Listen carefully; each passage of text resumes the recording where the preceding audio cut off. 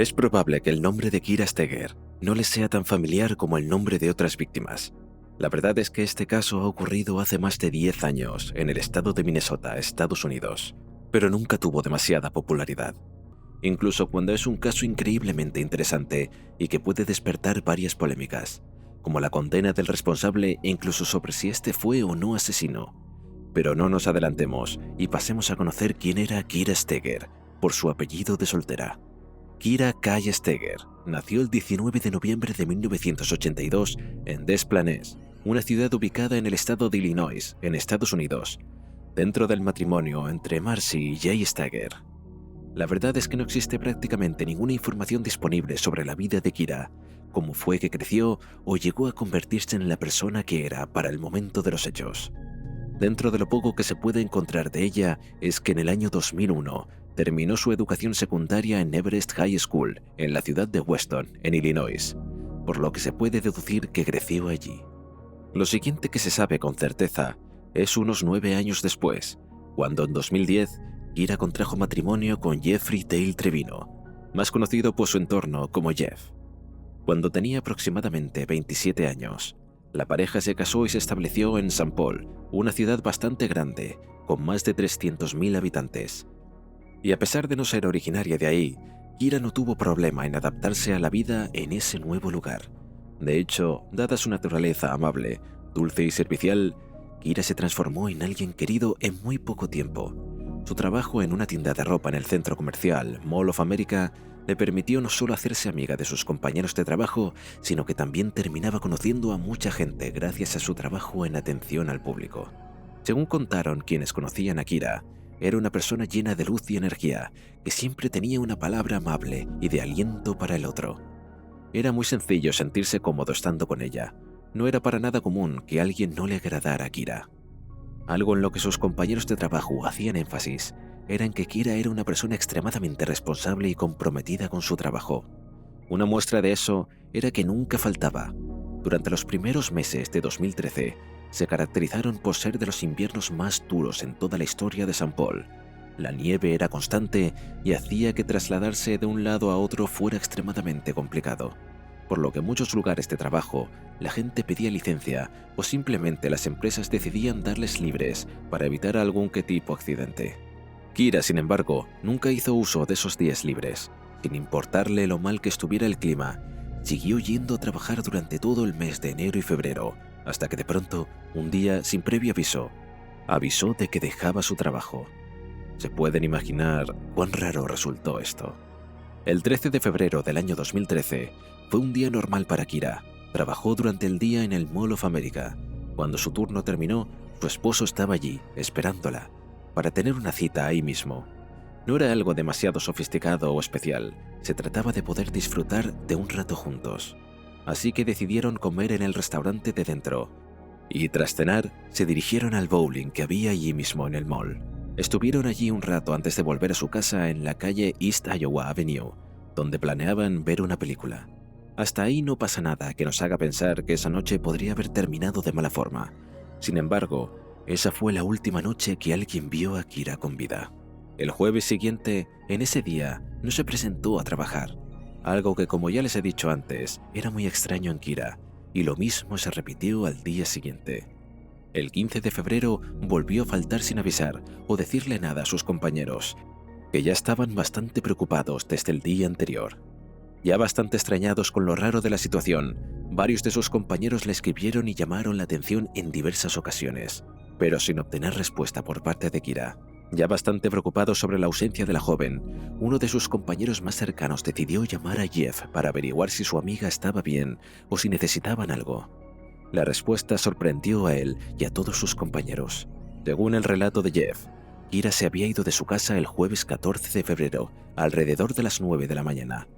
Lo que le sorprendió porque era el horario habitual en que Kira se iba al gimnasio, y si bien no volvió a casa esa noche, Jeff no se preocupó, ya que asumió que su esposa se había quedado a pasar la noche en casa de alguna amiga, algo que Kira hacía bastante de seguido.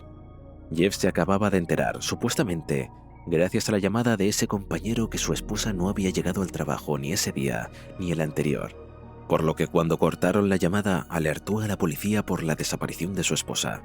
Ni Jeff ni la familia de Kira o sus amigos tenían idea de dónde podía estar la joven o por qué motivos había desaparecido. Una primera mirada en su vida nos permitía ni siquiera teorizar sobre por qué podía haber desaparecido. Kira no tenía problemas económicos. Según lo que Jeff declara en su matrimonio, era bueno y feliz. Tampoco Kira tenía problemas de adicción o un pasado cuestionable que pudiera haberla alcanzado. De hecho, tampoco tenía enemigos que pudieran hacerle daño. No tenía sentido de cómo pronto una persona tan querida por su entorno y toda la comunidad de St. Paul se había esfumado, mucho menos cuando no había ni un indicio de que podía haber pasado algo. Los días posteriores a la desaparición se centraron en buscar a Kira, que ya se había perdido 24 horas claves con la demora de que Jeff había tenido para denunciar la desaparición de su esposa. Era fundamental divulgar la noticia e imagen de Kira para llegar así a más personas y tener la posibilidad de encontrar a alguien que la hubiera visto. Tanto los padres de Kira como Jeff visitaron varios medios locales para pedir ayuda mientras se pegaban en toda la ciudad carteles con la información de la chica. Paralelamente, la policía empezó una investigación que no sería para nada sencilla. Ante los pedidos de ayuda hacia la sociedad pública, fueron varias personas las que se acercaron a la policía de St. Paul para testificar cuándo habían visto a Kira. El problema era que todas esas personas la habían visto por última vez el 13 de febrero durante la noche en el centro comercial con Jeff. Después de esto, nadie la había vuelto a ver, lo que era raro porque según su esposo, Kira había salido alrededor de las 9 de la mañana para ir al gimnasio.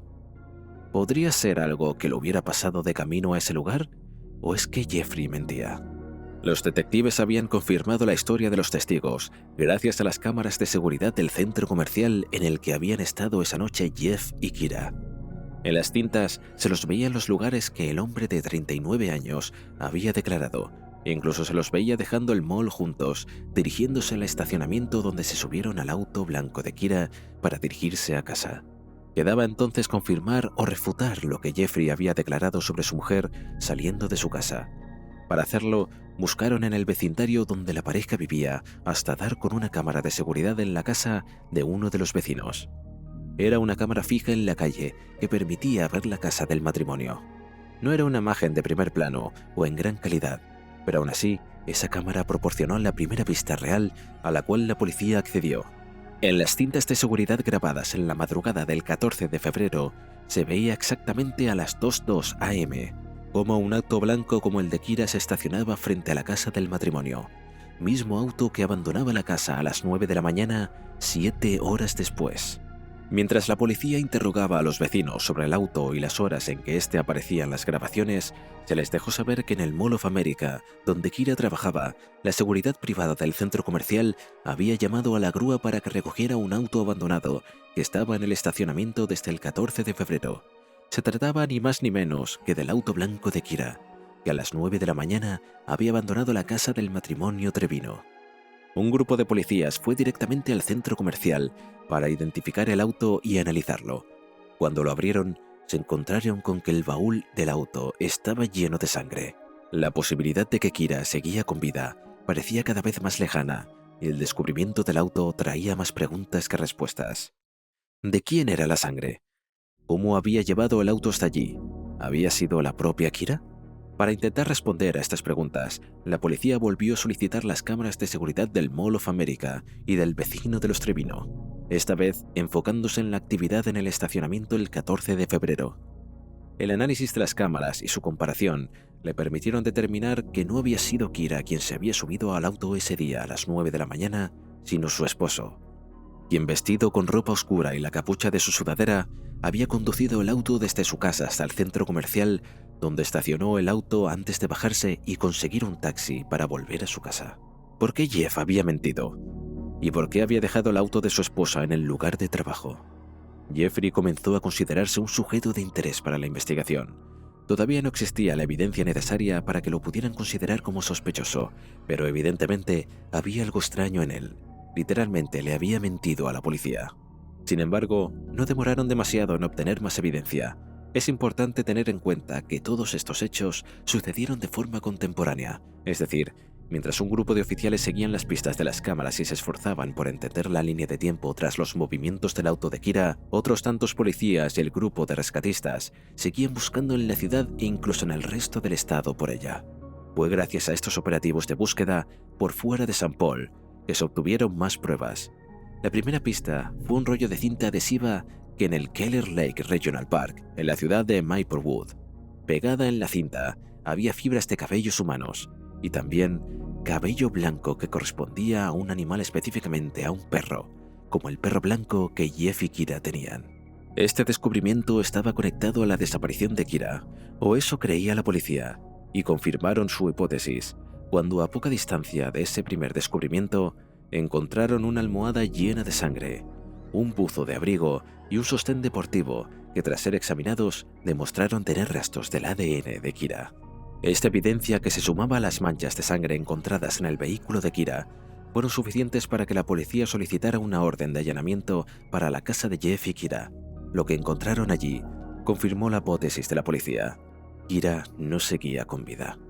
Dentro de la casa de la calle East Iowa Avenue, la policía encontró varios elementos que daban a entender que Jeff había pretendido limpiar una escena del crimen.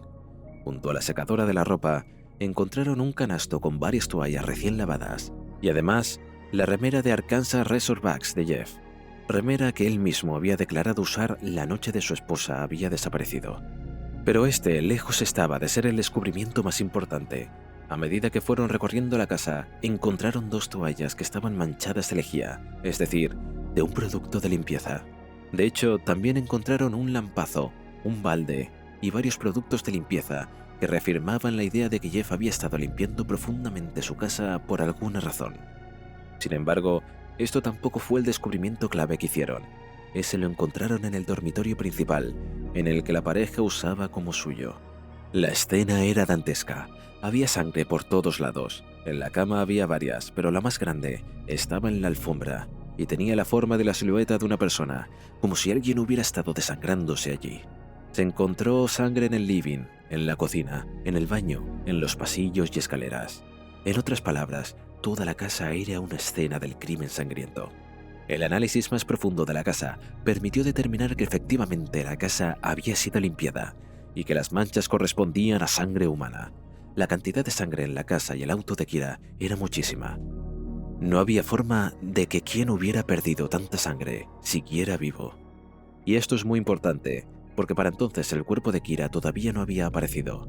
Sin la evidencia que acababan de procesar en la casa, la policía no podía acusar a nadie de homicidio. Pero la evidencia encontrada y los informes forenses que determinaban que era una persona que hubiera perdido tanta sangre no podía sobrevivir, permitieron a la policía acusar y detener a Jeffrey bajo 2 cargos de homicidio en primer grado. ¿Pero qué motivos había tenido Jeff para hacer algo así? La policía buscó la colaboración de Jeffrey para determinar un motivo y, gracias a su declaración, como el estudio de los registros telefónicos de Kira, permitieron encontrar un móvil para el crimen. El matrimonio se encontraba pasando por una crisis. Kira ya no se sentía atraída por su esposo y, en su lugar, llevaba unos cuantos meses teniendo una relación romántica con uno de sus compañeros de trabajo, con quien constantemente hablaba por celular. Existían cientos de mensajes intercambiados entre ambos, y de hecho, su amante había sido la última persona a la que Kira había escrito antes de desaparecer el 13 de febrero a las 23:44 de la noche. Después de ese mensaje, el celular de Kira quedó fuera de servicio y no recibió ni envió más mensajes.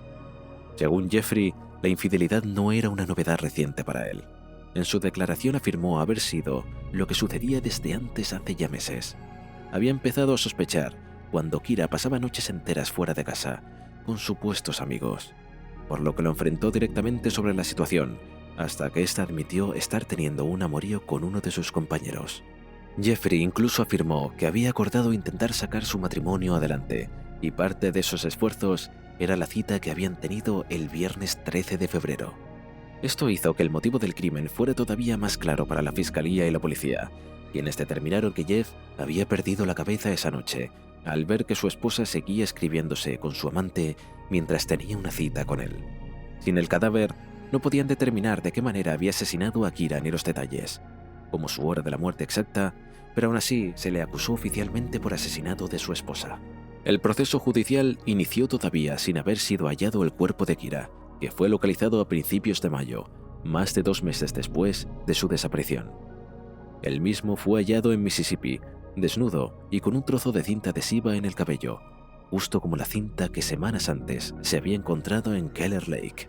Por supuesto, el cuerpo fue sometido a una autopsia de forma inmediata, y a través de este análisis se pudo determinar que el dedo índice izquierdo de Kira quedaba quebrado. Se encontró también en su cabeza una herida bastante profunda. Se descubrió un moretón dentro de su labio inferior y, lo que es todavía más importante, se determinó que su hígado estaba lacerado. Si bien, dado la descomposición del cuerpo, no se podía determinar con seguridad la causa de la muerte de Kira, los forenses sugirieron que podía haber perdido la vida a causa de una asfixia. Oficialmente, el juicio contra Jeffrey empezó en octubre de este mismo año. Durante los meses que se había demorado en comenzar el juicio, la fiscalía había sido capaz de descubrir otra evidencia. En su página de Facebook, el 14 de febrero, Jeffrey había publicado una foto de The Walking Dead en el que se podía ver un policía con su cara, abrazado a una actriz caracterizada de zombie. Lo extraño de la publicación era el pie de foto que se podía leer: "Mi esposa y yo". Teniendo en cuenta que durante esa madrugada había sido la desaparición de su esposa y su probablemente fallecimiento, la publicación no parecía inocente, sino más bien macabra, ¿verdad? Con todos estos elementos, la fiscalía presentó su argumento de la siguiente forma. La noche del 13 de febrero, después de volver a su casa alrededor de las 21:30, Jeff notó cómo su esposa parecía muy concentrada en su celular, lo que le llevó a prestar atención a lo que hacía en su dispositivo móvil. Fue así como vio que Kira todavía seguía hablando con su amante, y eso lo enfureció, provocando que después de las 23:44 la atacara hasta quitarle la vida. A las 2 de la mañana, según la hipótesis de la fiscalía, Jeffrey habría subido el cadáver de su esposa a su auto para deshacerse del mismo y volver a su casa. 7 horas después, a las 9 de la mañana del 14 de febrero, Jeffrey se subió al auto para dejarlo abandonado en el Mall of America. El juicio duró unas cuantas semanas y se encontró a Jeffrey culpable del homicidio de Kira, aunque el jurado hizo énfasis en que con la evidencia presentada no podía determinarse si había sido un accidente o intencional, por lo que se acabó concluyendo que era el culpable de homicidio en segundo grado sin intención y se le sentenció 27 años y medio de prisión. Esta sentencia fue para la familia de Kira insuficiente, mientras que los abogados defensores consideraron que era una condena excesiva basada en evidencia que descubrieron como circunstancial. De hecho, en 2015, Jeffrey y su equipo de abogados apelaron su condena con este mismo argumento, pero no le fue concedida dicha apelación. En 2016, la familia de Kira decidió empezar una demanda contra Jeffrey por wrongful death o muerte por negligencia, una demanda civil que exige la compensación económica para la familia de la víctima, aunque la resolución de esta demanda no se ha dado a conocer hasta el día de hoy. Hoy por hoy, Jeffrey Trevino se encuentra en el centro correccional de Rush City, en Minnesota, donde estará recluido hasta 2031, por lo menos año en el que podrá intentar acceder a la libertad condicional. Muchos están de acuerdo con la sentencia que le fue impuesta a Jeffrey, mientras que otros están de acuerdo con la familia de Kira, ya que no consideran haberlo encontrado culpable del homicidio sin intención de que sea realmente justo. ¿Y tú qué piensas sobre este caso? ¿Crees que Jeffrey realmente fue el responsable de la muerte de Kira? Voy a estar leyendo todas las opiniones que hay en los comentarios, así que no dudes en dejar la tuya. Espero que este vídeo te haya servido para entender un poco más de este caso. Si te gustó, puedes suscribirte y dejar tu like.